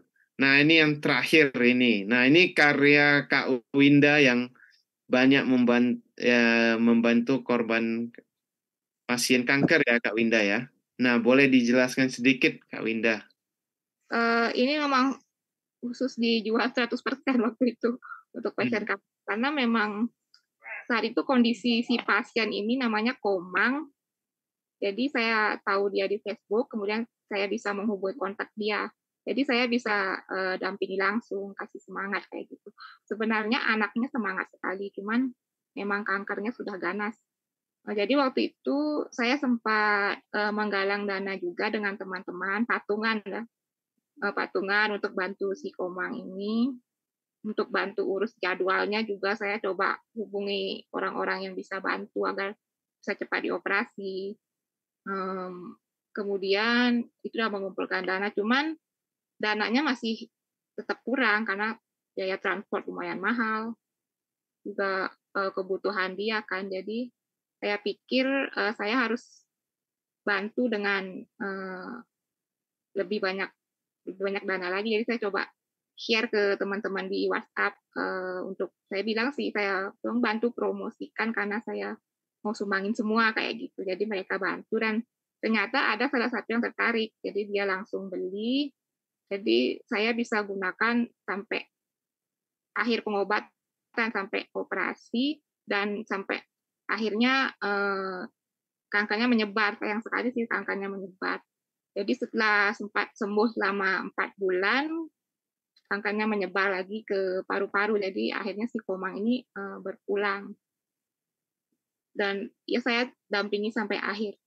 Karena memang kalau saya dampingi orang itu memang saya sungguh-sungguh anggap sebagai keluarga. Jadi saya dampingi sampai akhir, sampai pemakaman dia. Saya tetap kontak sama keluarganya sampai saat ini karena memang ibunya beliau juga disabilitas tunanetra. Jadi untuk saat ini saya juga tetap minta relawan untuk tengok dan bantu dari hasil lukisan saya seperti itu. Jadi enggak luar biasa ya Kak Winda ya. Padahal ini udah selesai sekarang untuk keluarganya juga. Memang luar biasa nih Kak Winda, sungguh menginspirasi banget ya. Jadi tidak hanya berhenti pada Komang tapi juga sekarang udah keluarganya juga. Udah luar biasa sekali nih Kak Winda. Nah, mungkin ini foto terakhir dan ini tahun berapa nih Kak Winda? Lukisannya. Ya. Iya. Lukisannya dibuat tahun 2022. Terjualnya 2023 awal. Ya, itu untuk biayanya si Komang semua. Oh ya. Oke, baik. Mungkin nah kita lanjutkan nih ke Cimira nih. Sedikit Ci, bagaimana karya-karya dari Cici itu akan menginspirasi kami semua. Mungkin Cici bisa share sedikit. Aku share screen-nya. Ya, karya-karya dari Cici untuk menginspirasi nih. Oke. Jadi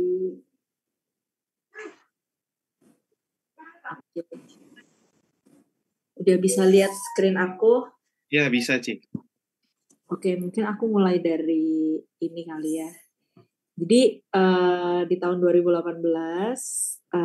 aku terpilih menjadi brand ambassador Mercedes-Benz dalam program She is Mercedes. Pada saat itu aku baru punya 1 tahun lebih ya brand Niwa. Aku baru keluar dari Disney dan sangat mengagetkan brand sebesar Mercedes bisa memilih aku. Jadi ketika aku tanya apa yang dia lihat dan kenapa aku yang terpilih, karena dia melihat visi misi dari ketika aku berkarya, yaitu menyebar kebahagiaan lewat motif-motif aku lewat lukisan aku gitu ya. Dan dia juga bilang kita pilih Mira gitu ya waktu itu sebagai representatif anak muda yang banyak sekali melakukan kegiatan sosial lewat karyanya gitu. Jadi this is very unforgettable memories banget, dan ini juga jadi salah satu validasi ya bahwa apa yang aku kerjakan selama ini itu memang sudah di jalan yang tepat gitu, karena brand sebesar Mercedes pun mengapresiasi visi misi kebaikannya gitu ya. Jadi ini ada filmnya 4 menit gitu ya, bisa lihat di YouTube ya, She is Mercedes X Mira Hung gitu ya. Dan itu movie-nya tentang, sebenarnya itu movie-nya real kayak film dokumenter gitu. Aku melakukan perjalanan pemberdayaan ekonomi perempuan aku di Temanggung ya. Waktu itu aku mengajar batik jumputan di Temanggung untuk desa batik yang sudah hampir punah gitu. Jadi semua orang yang ada di film itu real, nggak ada yang kita hire, itu semuanya masih bersama aku sampai hari ini. Kita masih punya project nggak cuma batik jemputan tapi juga batik tulis di daerah Temanggung tersebut gitu. Terus yang tadi aku cerita, aku mengajar mindfulness painting sebenarnya. Jadi yang aku ajarkan itu bukan teknik menggambar, karena kebanyakan mereka sebenarnya seniman juga yang kebetulan di penjara. Jadi mereka sudah ngerti teknik menggambar, tapi yang aku ajarkan adalah mindfulness-nya. Jadi gimana menggambar itu bisa menjadi suatu art terapi yang mereka butuhkan ketika mereka di penjara tersebut gitu ya, untuk healing their trauma atau masalah-masalah batinnya mereka gitu. Jadi itu aku lakukan di penjara. Ini yang pertama di Tangerang, tapi akhirnya aku jadi ngajar di beberapa penjara di seluruh Indonesia. Tapi yang highlightnya mungkin kalau ngajar di penjara adalah ini ya, mengajar rajutan di lapas wanita di Malang ya. Ini sipir-sipirnya waktu aku ngajar. Jadi gambarnya gambar aku, tapi aku ajarkan gimana mereka merajut dan komposisi warna dan segala macam. Dan mereka aku bayar, karena ini memang tujuannya adalah empowering ya, bukan mengeksploitasi, tapi juga memberikan mereka pengalaman bahwa mereka tuh bisa ya, memberikan pengalaman, experience bahwa I can do this gitu, dan mereka bisa earn money dari sini gitu. Jadi ini aku pekerjakan dan kita kasih gaji sesuai dengan hasil yang mereka lakukan gitu. Nah, hasilnya yang dirajut itu akhirnya aku pamerkan di salah satu department store Indonesia, namanya Central Department Store di Grand Indonesia, dengan ya banyak sekali sponsornya ya. Aku minta sponsor dari Kementerian Hukum dan HAM-nya sendiri, aku minta sponsor dari sentralnya, aku minta sponsor dari beberapa sahabat, yang akhirnya pameran ini berlangsung dari hanya 1 bulan jadi di-extend sama 3 bulan gitu, untuk dengan tujuan mengekspos bahwa sebenarnya orang yang di penjara itu, wanita ini yang narapidana ini, yang selalu dibilang sampah masyarakat, mereka sebenarnya sangat-sangat bukan sampah masyarakat, mereka sangat kreatif, dan ini juga ada sisi nilai supaya orang juga termotivasi ya. Dengan keterbatasan seseorang yang di penjara, mereka bisa jauh sangat kreatif dalam menggunakan waktunya mereka, dalam berkarya gitu ya. Jadi ini tujuan pameran tersebut. Kita waktu itu panggil media, panggil banyak business partner, customer, retailer, semuanya ya. Sebenarnya nggak dijual barangnya, benar-benar cuman buat exhibition doang gitu. Terus ini aku kolaborasi dengan My Little Pony. Jadi ini brand US ya. My Little Pony itu dari Hasbro. Sebenarnya mereka adalah kompetitor Disney. Tapi mereka malah menawarkan aku kerjasama menjadi satu-satunya artis di Southeast Asia yang menggambar ulang karakter mereka gitu ya. Terus ini pameran launchingnya di Central Department Store Grand Indonesia bersama representatif dari Hasbro Hong Kong juga waktu itu, dan Central. Dan ini juga cerita tentang My Little Pony, sebenarnya banyak sekali cerita tentang persahabatan dan kindness ya. Makanya aku mengiyakan kerjasamanya, karena filosofi yang mereka usung tuh juga sangat bagus gitu, sejalan dengan Miwa. Nah ini ulang tahun Miwa. Ini juga yang ini tadi aku cerita yang sebagai narasumber di Kick Andy di Februari 2020 pas sebelum pandemi. Nah di acara Kick Andy ini sebenarnya aku sangat membahas tentang Mia. Mia itu adalah karakter kelinci yang dipegang oleh Bang Andi itu. Karakter ini sebenarnya adalah brand ambassador kebaikan dari Miwa Pattern gitu. Jadi aku punya karakter kelinci, dan kenapa kelinci? Karena aku show kelinci, Dan sebenarnya mukanya Mia itu sebenarnya representatif dari muka aku gitu, supaya supaya aku lebih related aja sih sebenarnya. Dan visi misinya Mia ini sebenarnya, Mia itu adalah kelinci yang dari luar angkasa. Dia datang ke dunia sebenarnya untuk menyebarkan kebaikan, karena dia melihat dunia manusia itu sudah banyak sekali kekacauan dan negativity gitu. Jadi keberadaan Mia ini nih untuk membawa positivity untuk supaya dunia ini menjadi lebih baik. Nah, itu visi misinya di Mia.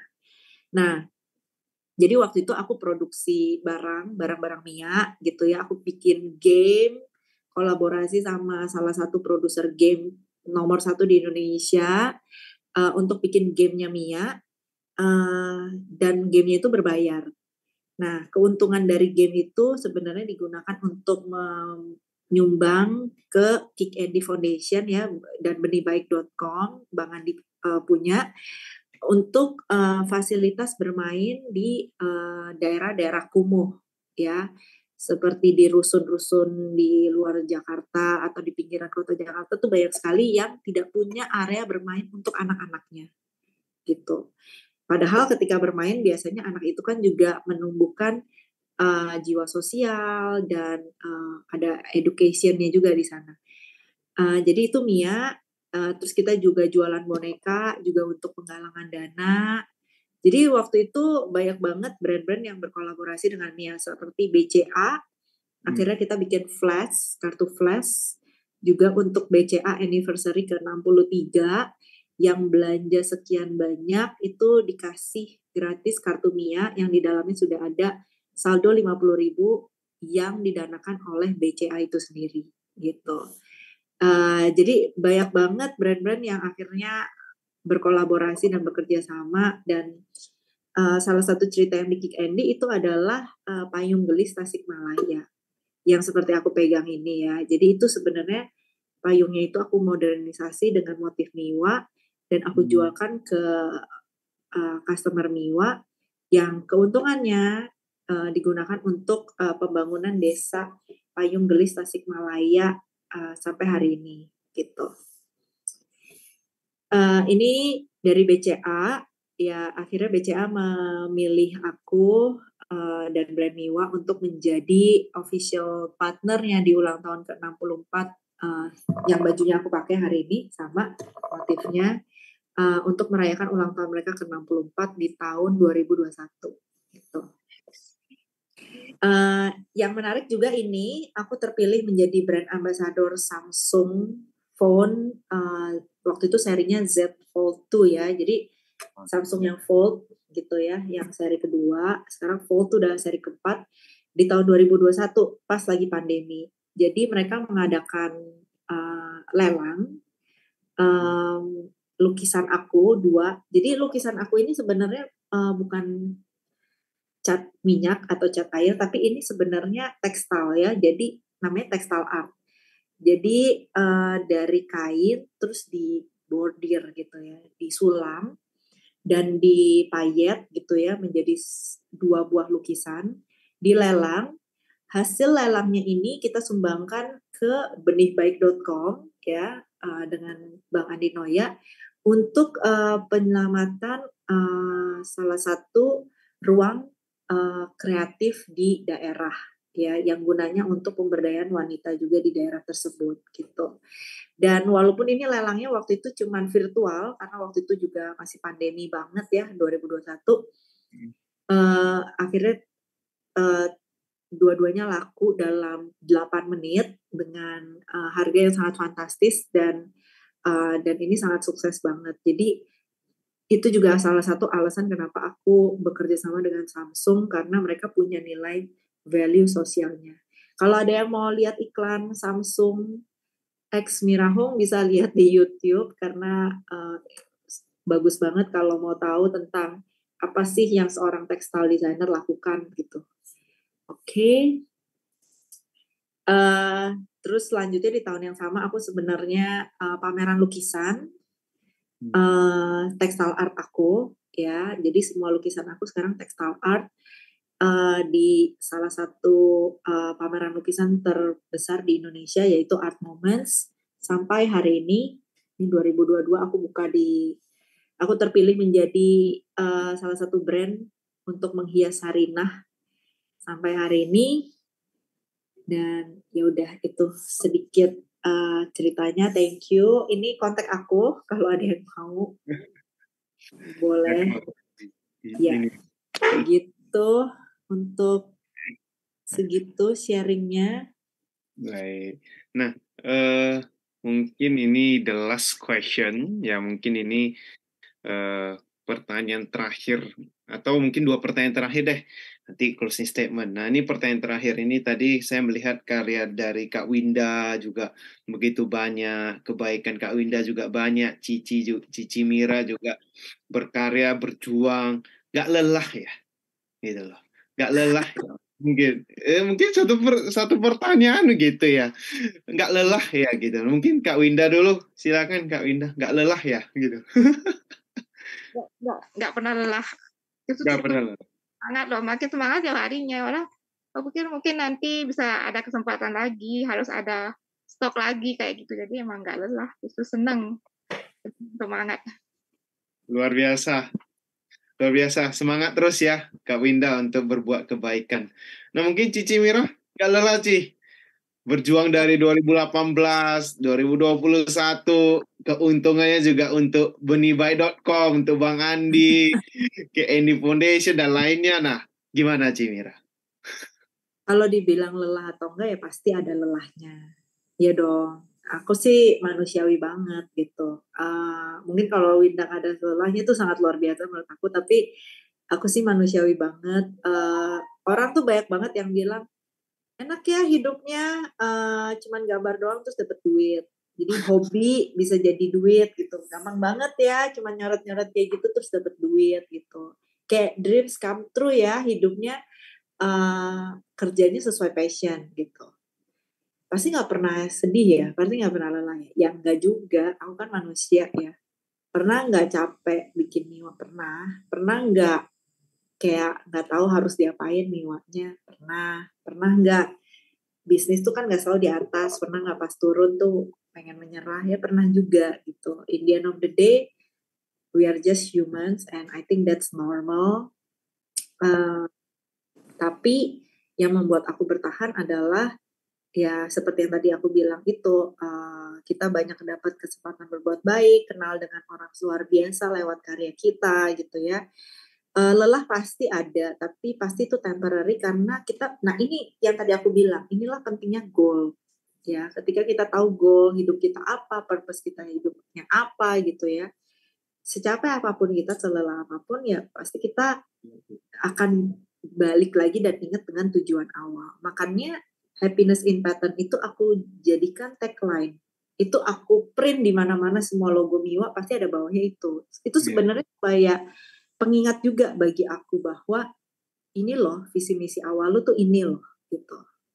Jadi ketika kita bisnisnya semakin besar, orangnya involve-nya juga makin banyak gitu ya, dengan kepopuleritasan, dengan kemajuan yang kita dapatkan, itu gampang banget untuk menyimpang dari apa yang kita cita-citakan di awal gitu. Makanya supaya aku nggak lupa dan ngingetin semua orang yang kerja di Miwa, itu aku jadikan tagline dan beneran aku print di mana-mana gitu. Bahkan di semua bajunya Miwa itu tagline belakangnya itu ada doanya, yaitu may you always be happy gitu. Jadi di semua produknya Miwa itu ada doanya itu gitu supaya kita ingat. Dan lelah pasti gitu, dan ya tapi bukan berarti kita langsung menyerah ya. Jadi kalau lelah harus gimana ya, semua orang itu kan lelah dengan cara masing-masing. Ada orang yang suka travel, ya pergi travel, ada yang suka nyanyi,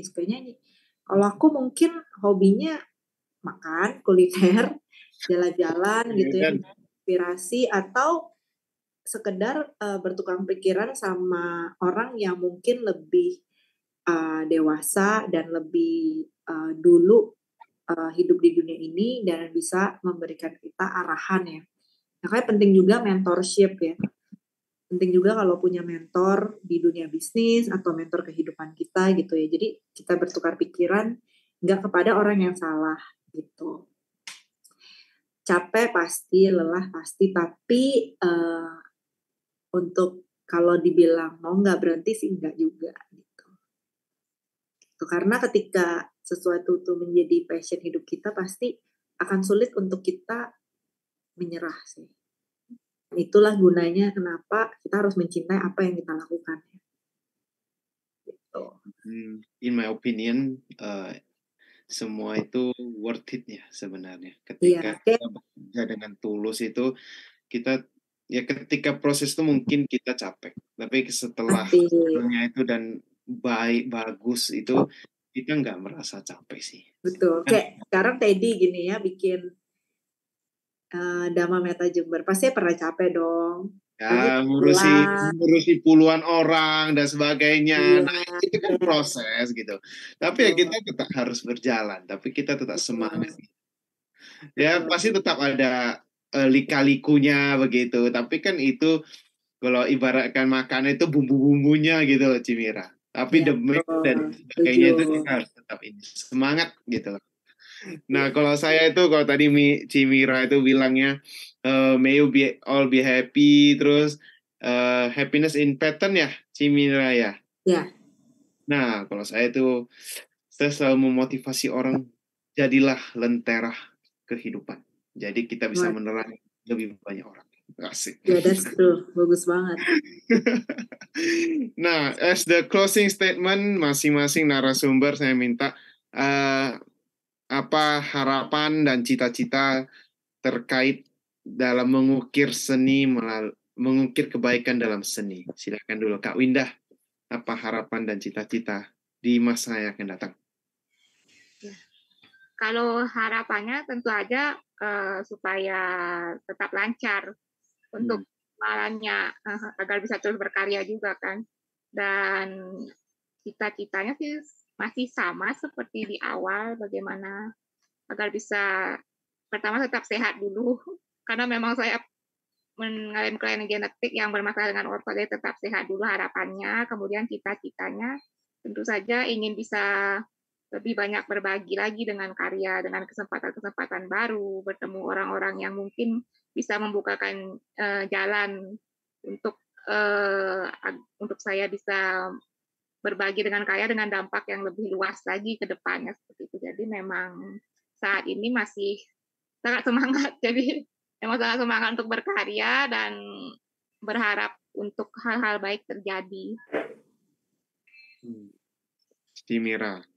Terima kasih Kak Winda. Nah, sekarang kita ke Cimira nih. Closing statement, apa harapan dan cita-citanya untuk masa yang akan datang? Terkait dengan mengukir kebaikan melalui seni.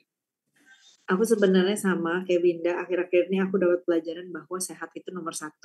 Ya, kita nggak akan bisa berkarya kalau secara fisik dan mental kita nggak sehat. Fisik sehat tapi mental nggak sehat juga nggak bisa gitu. Jadi itu body, mind, and soul ya. Kalau orang bilang itu harus sehat gitu, batin dan fisiknya baru bisa berkarya. Jadi harapan aku sebenarnya nggak muluk-muluk. Semoga aku terus diberikan kesehatan fisik dan mental untuk bisa terus berkarya ke depannya, menjadi berkah bagi orang lain dan bagi semua karyawan yang kerja sama aku juga. Ya diberi kesempatannya dalam terus berkarya dan dipertemukan oleh orang-orang yang akan membantu aku berbuat baik dalam berkarya ini. Itu aja sih harapannya. Terima kasih. Terima kasih Kak Winda dan terima kasih Cimira. Nah, kita akan tutup dengan nama Karapata. Izinkan saya memimpin dan silakan Bapak Ibu, mari kita sama-sama bersikap anjali. Kita akan tutup acara ini. Baik, mari. Arahang Sama Sambuddho Bhagava Buddhang Bhagavantang Abhiwademi. Swakato Bhagavata Dhammo Dhammang Namasami. Supartipano Bhagavato Sawaka Sangho Sanggang Namami. Abhisata Bhavato Sukitata. Semoga semua makhluk hidup berbahagia. Sadhu, sadhu, sadhu. Baik Bapak Ibu, berikutnya kita akan melihat pengumuman. Kita akan melihat dari donasi kepada Bapak Ibu yang ingin berdonasi, dipersilahkan.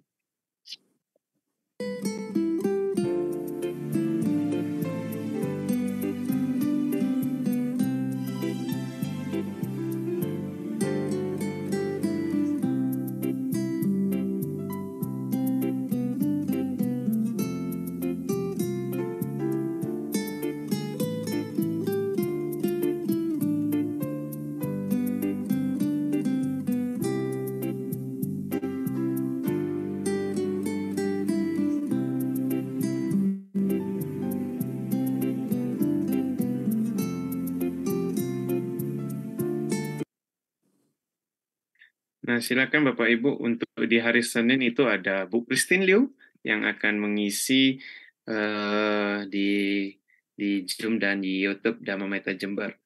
Nah, saya akan tutup dengan sebuah pantun kembali. Berjuta-juta melodi simfoni, berjuta-juta kutipan ayat, mengukir kebaikan melalui seni, sepanjang masa, sepanjang hayat.